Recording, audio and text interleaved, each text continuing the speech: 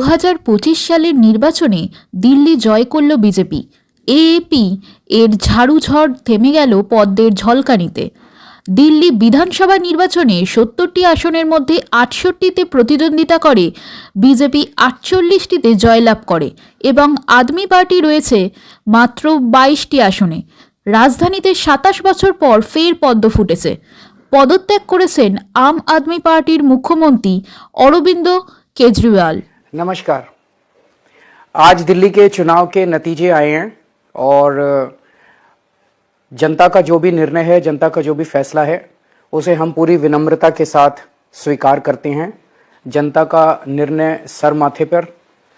मैं भारतीय जनता पार्टी को इस जीत के लिए बहुत बहुत बधाई देता हूं और मैं उम्मीद करता हूं कि जिस उम्मीद के साथ और जिस आशा के साथ लोगों ने उनको बहुमत दिया है, वो उन सभी उम्मीदों और आशाओं पे पूरा उतरेंगे।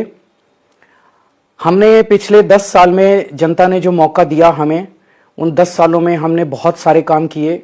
शिक्षा के क्षेत्र में, स्वास्थ्य के क्षेत्र में, पानी के क्षेत्र में, बिजली के क्षेत्र में और भी अलग अलग तरीके से लोगों को राहत पहुंचाने की कोशिश की उनकी ज़िंदगी में, और दिल्ली के इंफ्रास्ट्रक्चर को भी हमने सुधारने की कोशिश की।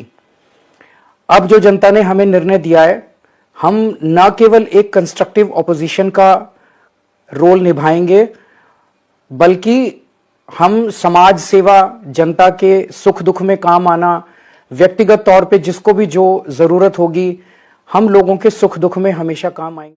দিল্লিতে আপ সরকারের পতন এবং দীর্ঘ প্রায় 3 দশক 27 বছর পরে বিজেপি সরকার গঠনের আনন্দ উদযাপনের জন্য নাগেরবাজারে বিজেপির বিজয় মিছিল। বিজেপি কর্মীদের মধ্যে উৎসবের মেজাজ। তাদের বক্তব্য, দিল্লিতে জনবিরোধী আপ সরকার বিদায় নিয়েছে এবং পশ্চিমবাংলা থেকে পাপ বিদায় করার পালা।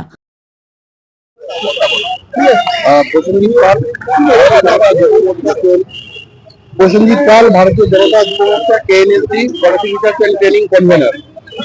আজকে দিল্লিতে যে রেজাল্ট হয়েছে ভোটের, সেই রেজাল্ট কিন্তু কোথাও গিয়ে চোখে হাত পশ্চিমবঙ্গের বাঙালিকে দেখা যাচ্ছে দিল্লির বাঙালিরা পারে, কিন্তু আমরা কেন পারবো না? পশ্চিমবঙ্গের বাঙালিদের বুঝতে হবে যে ভাষার থেকে যোগ্যতা বেশি। আজকে যারা দিল্লির বাঙালিরা যারা ভোট দিয়ে আজকে এই অভূতপূর্ব 26 বছর পরে অভূতপূর্ব জয় বিজেপি রেখে দিয়েছে, তারা কিন্তু এখান থেকে কাজের জন্য দিল্লিতে গেছে। তারা কিন্তু বুঝে গেছে যে এরপরে আর যাওয়ার দেওয়া কোথাও নেই। আজকে বর্তমানে পশ্চিমবঙ্গের যে অবস্থা আমরা দেখছি, শিক্ষা, স্বাস্থ্য, কর্মসংস্থান সবসময় কিন্তু পশ্চিমবঙ্গের পিছিয়ে, যত বড় না বলুক যে পশ্চিমবঙ্গে এগিয়ে আছে। আজকে আমি ধন্যবাদ দেবো আপনাদের দিল্লির জনগণকে এবং দিল্লির যারা বাঙালি আছে, যারা আজকে দুহাত তুলে আশীর্বাদ করেছে ভারতীয় জনতা পার্টিকে এবং দিল্লিতে গঠন করেছে, দিল্লি এই কেজরিওয়ালকে বেরিয়েছে, এই জন্য কিন্তু তাদের ধন্যবাদ জানাই। আমার নাম সুরজিৎপুর, রাজনাথ গোপালপুর মন্ডল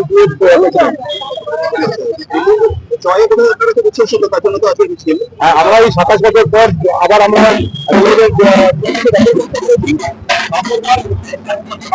চাইবো যে আমরা 2026-এ কিংবা তার আগেই যেন আমরা বাংলাকে, যেটা আমাদের পুরনো ক্যাপিটাল ছিল, সেটাকে যেন আবার দখল করতে পারি। আমার নাম স্বপন দাস, আমি জেলা কমিটির সদস্য। আজকে আমাদের কমিটি গতকালকে যে বিপুলভাবে দিল্লিতে 27 বছর পর যে নরেন্দ্র মোদীর নেতৃত্বে ভারতীয় জনতা পার্টি, সেই উপলক্ষে রাজা গোপালপুরের মন্ডলের পক্ষ থেকে আজকে আমরা বিজয় করছি। সবাই ইচ্ছুকে আছি। এই রাজ্যে যে নৈরাজ্য সরকার, তৃণমূল সরকার উৎখাত করার জন্য মানুষকে আবেদন জানাচ্ছি। দুর্নীতিগ্রস্ত কেজরিওয়ালের বিরুদ্ধে কিভাবে লড়াই করবে দিল্লির সাধারণ মানুষ, আমরাও চাইবো যে এই রাজ্যের মানুষ এই দুর্নীতিগ্রস্ত তৃণমূল উৎখাত করতে পারে। আগামী 26-এ এই বিজয় মিছিল করছি। আমরা আশা করছি এই রাজ্যের সরকার 26-এ নিশ্চয়ই গত।